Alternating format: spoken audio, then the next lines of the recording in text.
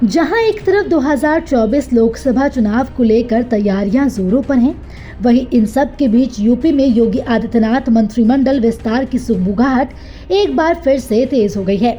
आपको बता दें, शुक्रवार को नई दिल्ली से लौटने के बाद मुख्यमंत्री योगी आदित्यनाथ ने राजभवन में राज्यपाल आनंदीबेन पटेल से भेंट की, जहां मुलाकात को शिष्टाचार भेंट बताया जा रहा है। वहीं सूत्रों का कहना है कि मंत्रिमंडल विस्तार को लेकर मुख्यमंत्री ने राज्यपाल से भेंट की। ऐसा माना जा रहा है कि 10 से 15 मार्च के बीच कभी भी लोकसभा चुनाव की आचार संहिता लागू हो सकती है, तो ऐसे में उससे पहले मंत्रिमंडल का विस्तार भी होना तय है। जानकारी के लिए आपको बता दें, पिछले साल जुलाई में सुबह सपा की एनडीए और पूर्व मंत्री दारा सिंह चौहान की भाजपा में वापसी के बाद से ही मंत्रिमंडल विस्तार को लेकर अटकलें लगाई जा रही हैं।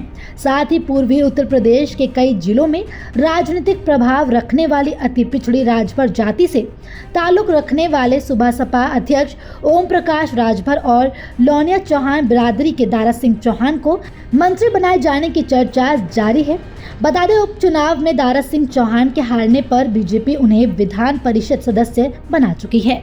हाल ही में रालोद भी भाजपा के पक्ष में हो गई है। ऐसा माना जा रहा है कि ओम प्रकाश राजभर और दारा सिंह चौहान के साथ रालोद को भी मंत्रिमंडल में जगह मिलेगी। सपा का साथ छोड़ एनडीए में आए रालोद के 9 विधायकों में से 2 को मंत्री बनाया जा सकता है। यूपी कैबिनेट में अभी 8 मंत्रियों के लिए जगह खाली है। ऐसा माना जा रहा है कि 5 से 6 विधायकों को मंत्री बनाया जा सकता है। वहीं कैबिनेट विस्तार पर एसबीएसपी के राष्ट्रीय अध्यक्ष ओम प्रकाश राजभर ने कहा कि अभी तक ऐसी कोई चर्चा नहीं हुई है। पिछली बार आचार संहिता लगने से पहले दिल्ली में और उत्तर प्रदेश में दोनों जगह मंत्रिमंडल का विस्तार हुआ था। उस आधार पर हम लोग कहते हैं कि इस बार भी आचार संहिता लगने से पहले विस्तार हो सकता है। इसी के साथ उन्होंने आगे और क्या कुछ कहा, आइए आपको सुनवाते हैं। दिल्ली वार्ता के लिए सूचना आएगी तो उसी संबंध में वार्ता के लिए बातचीत हुई है। मतलब कहा दिल्ली से कहा गया था मुख्यमंत्री से मिलने के लिए। क्या सर अभी जो कयास लगाए जा रहे हैं मंत्रिमंडल विस्तार के, क्या उसको लेके भी चर्चा हुई है? कहा जा रहा है कि आने वाले हफ्ते भर के अंदर मंत्रिमंडल विस्तार हो जाएगा। अभी इस पे कोई चर्चा नहीं है। जब तक दिल्ली नेतृत्व से कोई सूचना नहीं आएगी तब तक उस पर कुछ नहीं हो सकता है।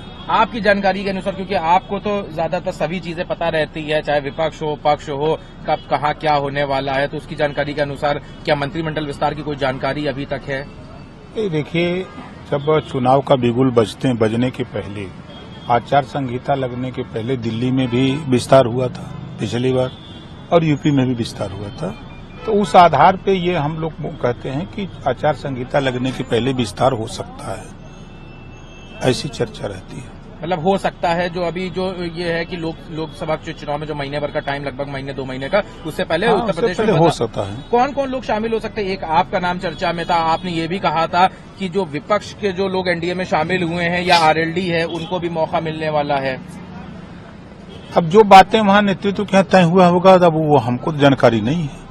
वहां से जो सूचना आएगी तो वो सब आपके सामने मिलेगी।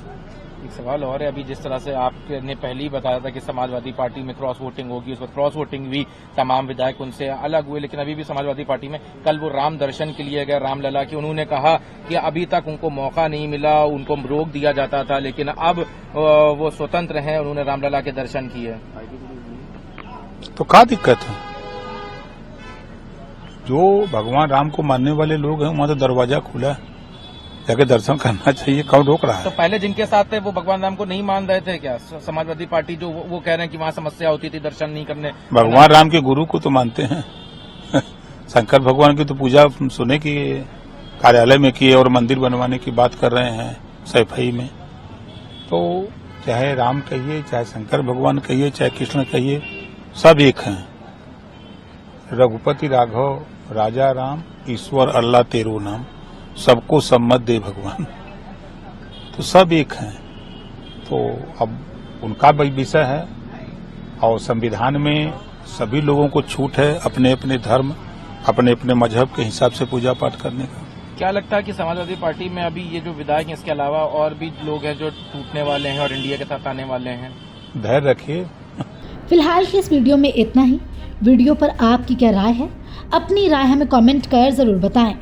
इसी तरह की खबरों के लिए देखते रहें सहारा समय यूपी उत्तराखंड।